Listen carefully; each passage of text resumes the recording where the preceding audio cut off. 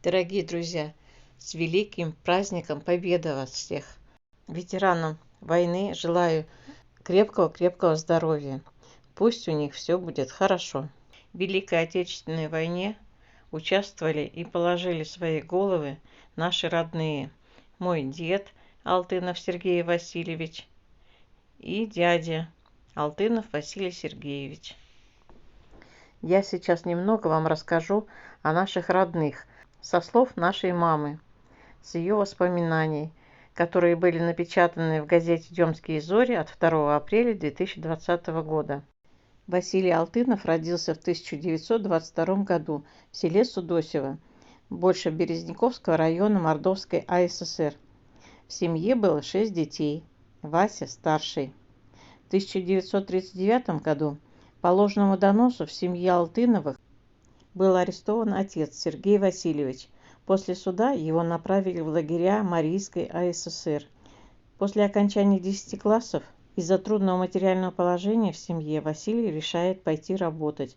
В школе он хорошо учился, поэтому проблем с поиском работы не было.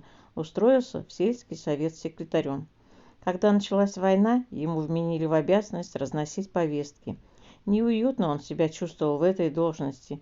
Ему было уже 19 лет, как раз призывной возраст. В 1942 году Василий получает повестку. К сожалению, мама не помнила, как начался боевой путь ее брата Василия, но, по всей видимости, он пошел в учебную часть, так как ему было присвоено звание лейтенант. В письме, которое Василий Алтынов отправил 1 февраля 1945 года, он пишет: «Мама, писем с декабря месяца я вам не посылал, потому как прорывали немецкую оборону и пошли вперед. Почта не работала. Мы брали город Лодзь. А сейчас ведем уличные бои в городе Познань. А наши войска уже обошли этот город и воюют на германской территории, 85 километров от этого города. Мама, меня представили за прорыв немецкой обороны на реке Висла к награде орденом Красная Звезда, а за бой за город Познань к ордену Ленина. На днях буду получать». Следующее письмо лейтенант Василий Алтынов прислал домой на открытке с рисунком букетик цветов. На обратной стороне несколько строк. «Мама, во-первых, сообщаю, что письмо от 12 января 1945 года я получил 3 февраля 1945 года. Пока жив-здоров. Обо мне не беспокойтесь. Скоро будем штурмовать Берлин. От Берлина наша армия 60 километров. Вот все, до свидания. Я вам выслал посылку. Целую, Вася».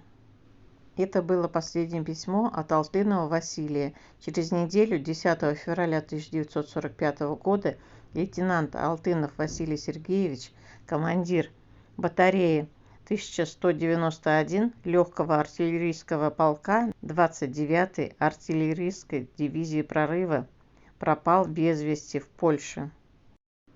Мама вспоминала: прежде чем получить это трагическое сообщение, было письмо от его сослуживца.